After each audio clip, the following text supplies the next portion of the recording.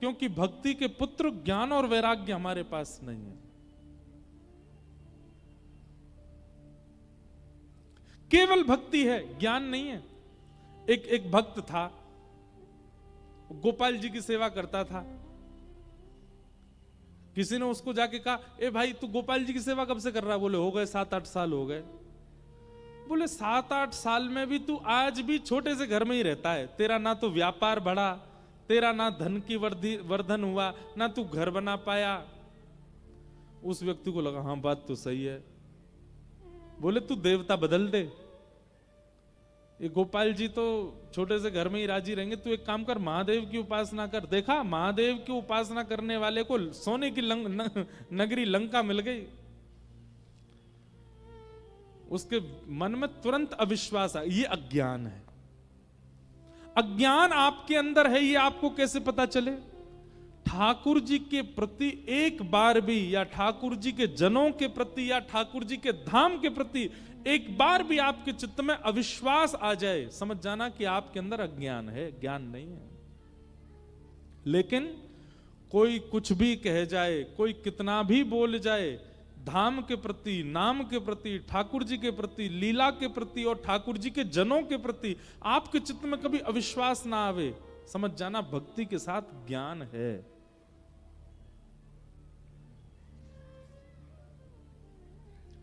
हमारे भगवान श्री कृष्ण हमारे वृंदावन चंद के ऊपर बहुत प्रश्न उठाते हैं कई पढ़े लिखे लोग,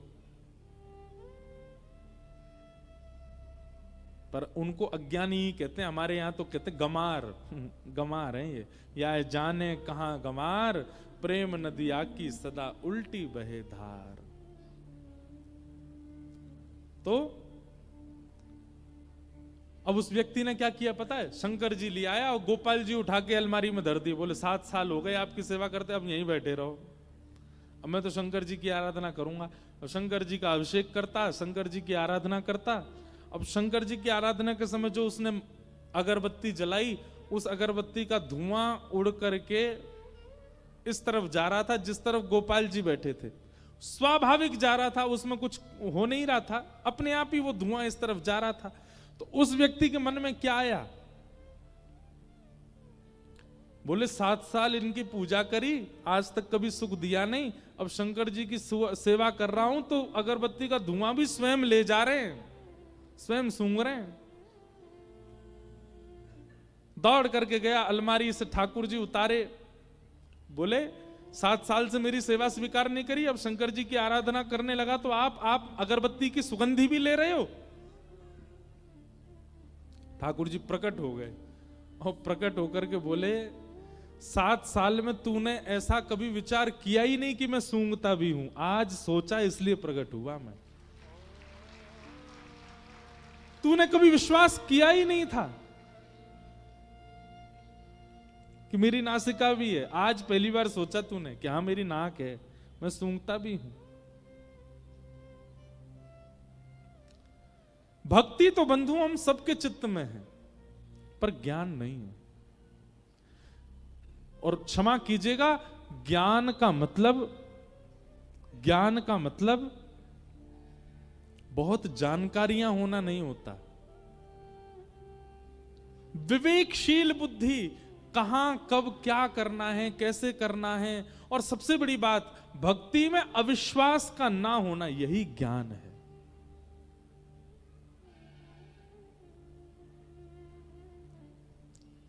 आपकी भक्ति में, आपकी सेवा में, आपके गुरु के प्रति, धाम के प्रति, तीर्थ के प्रति आपके चित्त में जो अविश्वास प्रकट होता है, वही अज्ञान।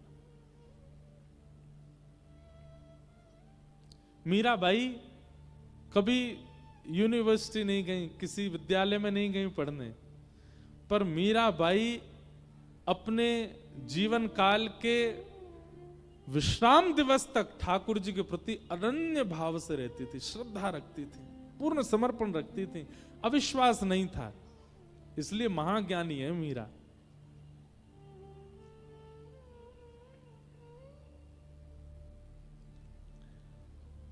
तो हमारी प्रार्थना, भक्ति तो है पर ज्ञान भी लाइए। और ज्ञान है, इस बात का प्रमाण है ठाकुर जी के प्रति कभी अविश्वास ना होना।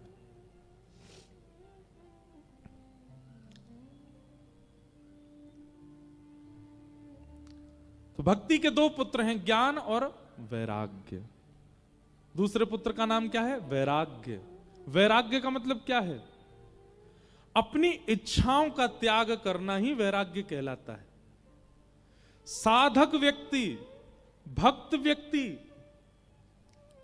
अगर अपने वस्त्रों को साधारण नहीं बना पा रहा, अपनी रहनी को साधारण नहीं बना पा रहा, अपने खान पान को साधारण नहीं बना पा रहा है, तो भक्त नहीं है। ये बात आप थोड़ी मान लीजिएगा हमारी। आप भक्ति मार्ग में जब आएंगे तो आप कई अपनी इच्छाओं का त्याग कर दोगे। आपको बड़ी गाड़ी में बैठाया गया कि छोटी गाड़ी में बैठाया जाए, इससे कोई फर्क नहीं पड़ेगा आपको। आपको पहनने के लिए 30,000 के कपड़े मिले कि 300 के कपड़े मिले, इससे फर्क नहीं पड़ेगा। आपको पाने के लिए 56 भोग मिले कि केवल सूखी दाल सूखी रोटी मिली, इससे फर्क नहीं पड़ेगा। आपके लिए तन ढकना आवश्यक होगा, ब्रांड हो ये जरूरी नहीं होगा। आपके लिए सफर करना आवश्यक होगा, गाड़ी बड़ी हो ये जरूरी नहीं होगा। आपके लिए पेट भरना आवश्यक होगा, उसमें 56 भोग हो यह आवश्यक नहीं होगा। इन आवश्यकताओं के त्याग, इन विशिष्ट आवश्यकताओं के त्याग को ही वैराग्य कहते हैं। सब छोड़ करके बाबा जी बन जाना वो वैराग्य नहीं है।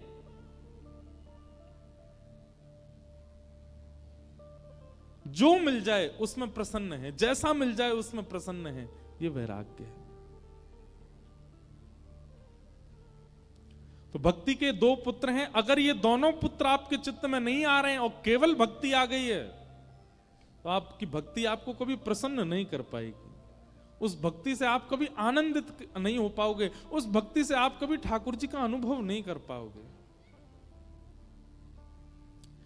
इसलिए भक्ति के साथ साथ अविश्वास खत्म होना चाहिए, तभी ज्ञान आएगा। और भक्ति के साथ साथ इच्छाओं की निवृत्ति होनी चाहिए, तभी वैराग्य आएगा। और जब तक ज्ञान वैराग्य नहीं आएंगे, आप अपनी भक्ति से प्रसन्न नहीं हो पाओगे। तो भक्ति के दो पुत्र हैं, ज्ञान और वैराग्य। दुनिया सब भक्ति करती है, ज्ञान और वैराग्य के लिए कोई नहीं, इसलिए दोनों वृद्ध हो गए।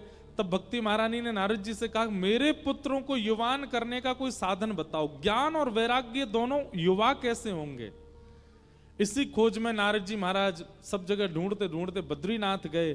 तब बद्रीनाथ में भगवान के प्रथम अवतार सनक सनंदन सनातन सनत कुमारों से उन्होंने कहा कि महाराज भक्ति के पुत्र ज्ञान वैराग्य कैसे युवा होंगे, बताइए। तब सनत कुमारों ने कहा, सत्कर्म सूचको नूनम ज्ञान यज्ञ स्मृतो बुधई श्रीमद् भागवतालाप सतु गीत सुकादि। एक ही उपाय है, क्या? सुखदेव जी के द्वारा सुनाई गई जो भागवत की कथा है, यदि भागवत की कथा तुम ज्ञान वैराग्य को सुना दोगे तो वे दोबारा युवा हो जाएंगे। एकमात्र भागवत जी में वो सामर्थ्य है कि वो ज्ञान वैराग्य को उत्थापित कर सकती हैं। बहुत ध्यान से सुनिएगा मेरी बात। आप कथा में क्यों आए हैं? क्योंकि भक्ति आपके चित्त में है। तो यहां आकर के प्राप्त क्या करना? आप ऑलरेडी भक्त बन गए हो, फिर यहां क्यों आए हो? आप भक्ति प्राप्त करने नहीं आए हो, ज्ञान और वैराग्य को उत्थापित करने आए हो। ज्ञान और वैराग्य हमारे चित्त में जो जीर्ण शीर्ण हो चुके हैं, उनको उत्थापित करने के लिए आप कथा में आए हैं।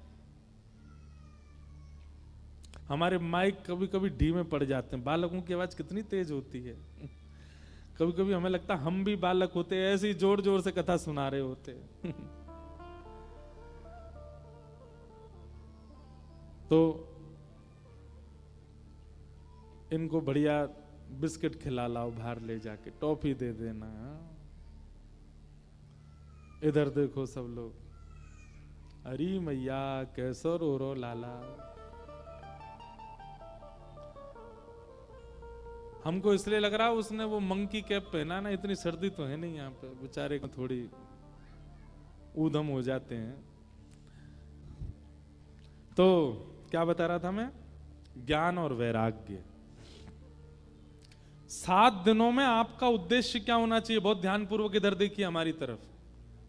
आपका उद्देश्य, कई लोग कहते हैं भक्ति में आगे कैसे बढ़े, भक्ति उत्थापित कैसे हो, हमारी भक्ति सजग कैसे हो, हम भक्ति में ठाकुर जी का दर्शन कैसे करें। आपके अंदर भक्ति है, पर वो भक्ति प्रसन्न कब होगी? जब उसके बालक चित्त में आएंगे, उसके बालक ज्ञान और वैराग्य। आपने किसी मां को अच्छे आसन पर बैठा दिया, मां की सारी व्यवस्थाएं अच्छी कर दी, पर बालकों को दुखी कर दिया। जिसके बालक दुखी हों वो मां कैसे प्रसन्न रह सकती है? भक्ति को आपने हृदय आसन पर बैठा रखा है। अब आगामी 7 दिन तक आपका उद्देश्य क्या होना चाहिए? कि ज्ञान और वैराग्य भी आए चित्त में। ज्ञान का मतलब क्या है? भक्ति में ठाकुर जी के प्रति कभी भी अविश्वास ना हो तो समझ जाना ज्ञान आ गया आपके चित्त में। और वैराग्य क्या है? अपनी इच्छाओं की कटौती करना, अपनी इच्छाओं से निवृत्त होना, ये एक प्रकार का वैराग्य। ये 2 चीजें कथा से आपको सीखनी है। वृंदावन जाने के बाद वृंदावन का रस जिस पर चढ़ जाता है वो व्यक्ति जोगी जैसा क्यों हो जाता है? वो तिलक लगाए घूम रहा है, जटाएं बना लेता है सामान्य से। अभी कुंभ में ऐसा हुआ, ट्रेंड बन गया। अब बाहर के लोग नहाने आते हैं तो जबरदस्ती की जटाएं लगा करके और संतों की तरह रुद्राक्ष पहन करके, त्रिपुंड लगा करके, ये कोई बाह्य आवरण, कोई आडंबर नहीं है। त्रिपुंड लगा लिया, रुद्राक्ष माला धारण कर ली और फिर उसके बाद गंगा स्नान कर रहे हैं और फिर फोटो वोटो खिंचा के बस डाल दो, फिर जाके अपना वही जीन्स टी शर्ट पैंट में डोल रहे हैं, फटे हुए कपड़े पहन के घूम रहे हैं। केवल कुंभ में आए इसलिए संत जैसा भेष बना लेते हैं। नहीं, जब भक्ति में वैराग्य आता है तब वह भेष अपने आप प्रकट होता है, बनाना नहीं पड़ता।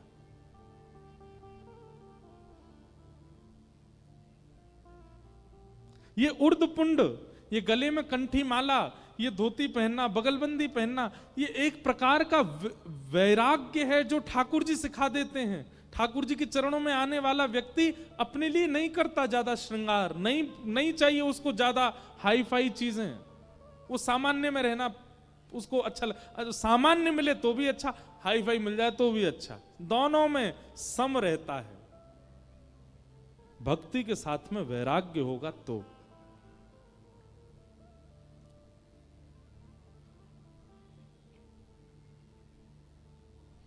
सुख में फूलो मती, दुख में भूलो मती, प्राण जाए मगर नाम भूलो मती, मुरली वाले को मन से रिझाते चलो, कृष्ण गोविंद गोपाल गाते चलो, कृष्ण गोविंद गोपाल गाते।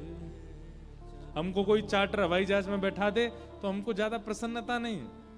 कई बार कथा करने हम स्कूटी पे बैठ के चले जाते हैं, गाड़ी नहीं है, स्कूटी साइकिल से चले जाए तो भी कोई दुख नहीं। कोई यहाँ पर व्यास मंच के समान बड़ी बड़ी मालाएं पहना दे तो ज्यादा प्रसन्नता नहीं, और कोई कुछ माला भी ना पहना के जाए, 2 बात बुरी सुना जाए तो उसमें कोई अप्रसन्नता नहीं। इस प्रकार का अपने आप को वर्सटाइल बनाना, अपने आप को हर तरीके के माहौल में ढालने वाला बनाना, यह वैराग्य है भक्ति में।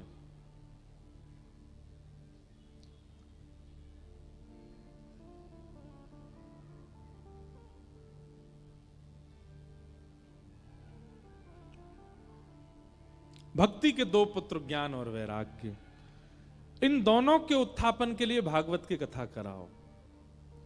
और भागवत का नाम सुनते ही नारद जी बोले, महाराज कहां होगी, कैसे होगी, इसके नियम क्या हैं? तब सनत कुमारों ने बताया, बोले गंगा के तट पर आनंद नाम का वन है, वहां कथा कराओ। जितने श्रोता आएंगे सबके खान पान प्रसाद की व्यवस्था रखो। एक बढ़िया सुंदर वृक्ष बड़ा सा ढूंढो जिसकी छांव में सब बैठ सकें।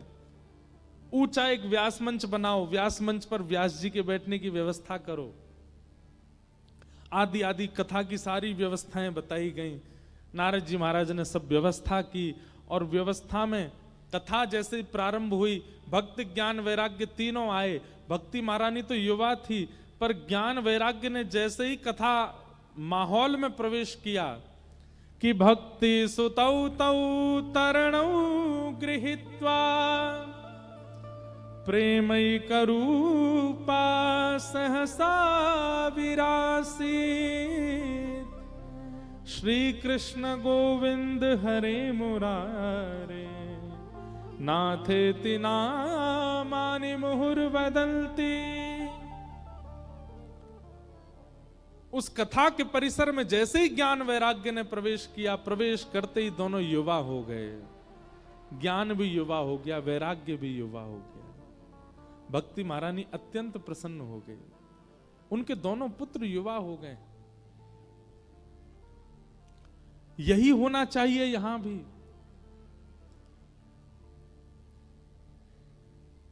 हमारी प्रसन्नता का कारण भक्ति में सजगता, और भक्ति में सजगता का कारण ज्ञान वैराग्य का उत्थान चित्त में।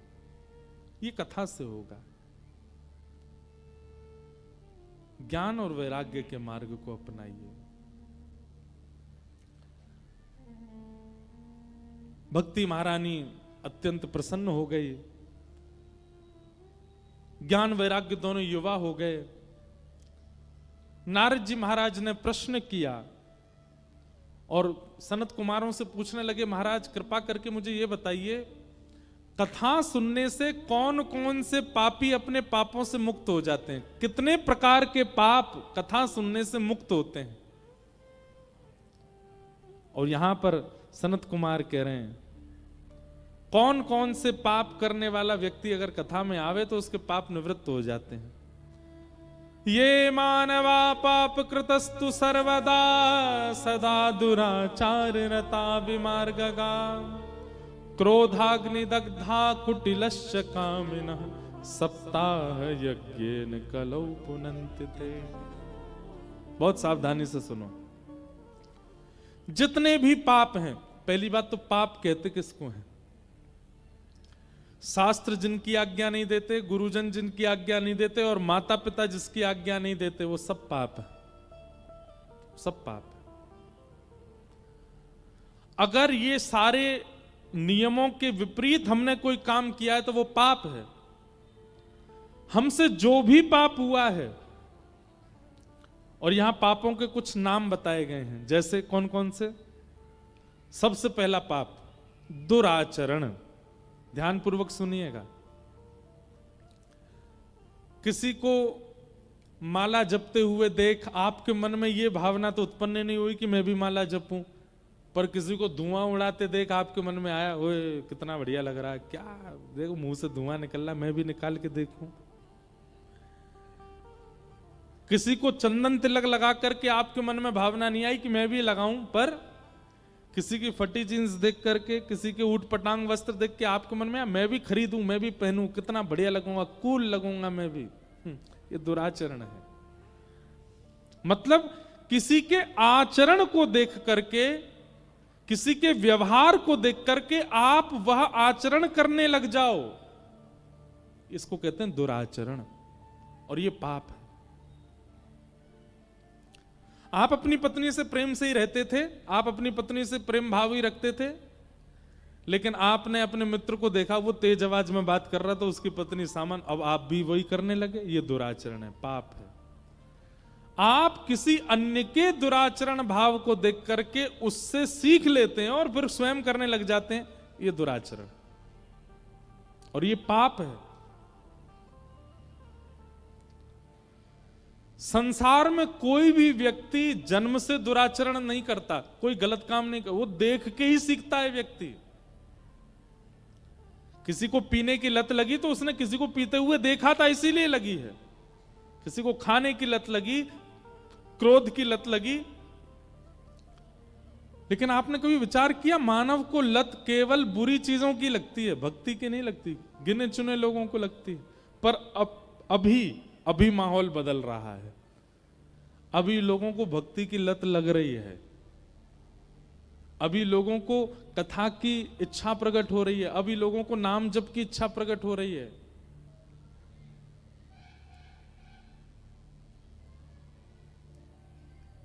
दुराचरण, किसी के दूषित व्यवहार को देख करके आप भी वह करने लग जाओ, ये पाप है। आप में अभिमान नहीं था, आप बिल्कुल सम रहते थे, बहुत अच्छा आपका व्यवहार था, पर आपके जो ऑफिस में जहां काम करते हो उसमें किसी को आपने देखा वो थोड़ा अभिमान करता है, वो लोगों से कम बात करता है, वो लोगों से दुर्व्यवहार करता है, उसको देख करके आप मन में आया मैं भी ऐसे किया करूं, अच्छा लगूंगा, पाप है। दुराचरण करना पाप है, पहली बात। दूसरी बात, विमार्गगा, गलत मार्ग पर चलना।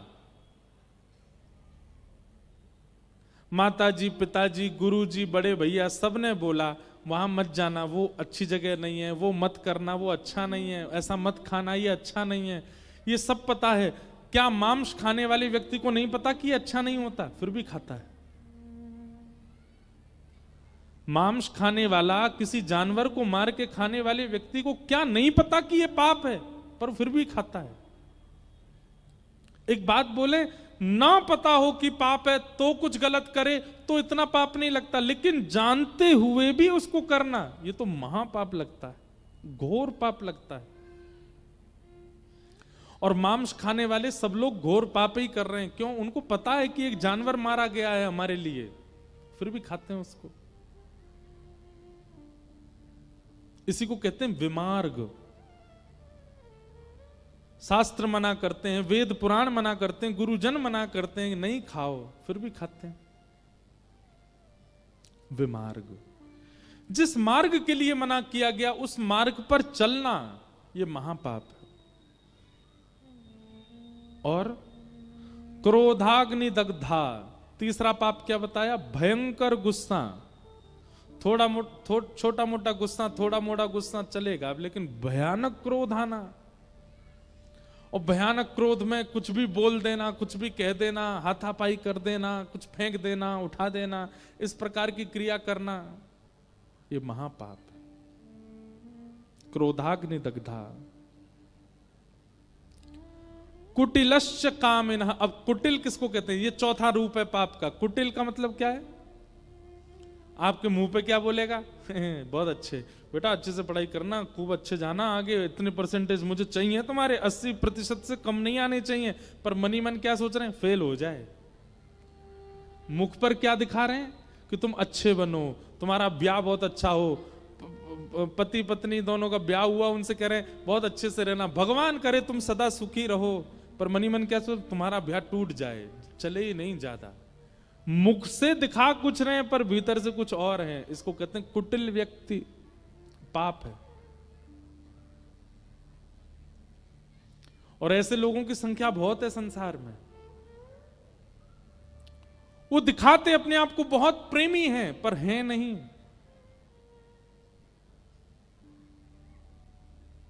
कामिनः, काम भावना चित्त में, जिसको देख लें, जिसके स्वरूप का दर्शन कर लें, जिस स्थान पर चले जाएं, उनके चित्त में केवल काम ही आता और कोई बात ही नहीं आती। ये महापाप के लक्षण हैं। ऐसा व्यक्ति अगर परिवर्तन की भावना से अपने दोष को आगे रख करके अगर कथा सुनने बैठे तो कथा उसके उस दोष को नष्ट कर देगी। जैसे कि कोई व्यक्ति दुराचरण करता है और वो अपने दुराचरण के भाव को जानता है, बोले मैं बहुत जल्दी इंप्रेस हो जाता हूं गलत करने वाले लोगों से। कई लोग ऐसे होते हैं वो पीते नहीं है पर वो पिलाते हैं सबको। उनको देखना ही अच्छा लगता है, पियो पियो बढ़िया, ये आपस में लड़ेंगे मुझे बहुत आनंद आएगा। ये दुराचरण है, ये पाप है। एक मिला था मुझको, कहीं एक बालक आया, बोले महाराज जी एक बात पूछनी। मैंने क्या? मैं पीता नहीं हूं। मैंने तो मेरे जो मित्र हैं उनको मैं पिलाता हूं। मैंने फिर वो आपस में लड़ते हैं, मैं देख के आनंद करता हूं। मैं तो पानी ही पीता हूं पर उन लोगों पे हजारों रुपया खर्च करता हूं, क्योंकि पी के फिर उनके सच निकल के आते ही आते। मैंने कहा बेटा उनको जितना पाप लगेगा ना, मल्टीप्लाई इनटू 1000 होके तुझको लगेगा। तू करवा रहा हूं उनसे पाप। ये दुराचरण है। दुराचरण करने वाला व्यक्ति अगर कथा सुने तो उसका दुराचरण भाव दूर होगा, लेकिन सुनने से नहीं होगा। मैं ऐसे कितने लोगों को जानता हूं, हजारों कथाएं सुन चुके हैं, लेकिन आज तक उनके हृदय का काम नहीं मरा, आज तक उनके हृदय में कोई परिवर्तन नहीं आया। वो आज भी वैसे ही हैं, कोई परिवर्तन उनके जीवन में नहीं कर पाए हम।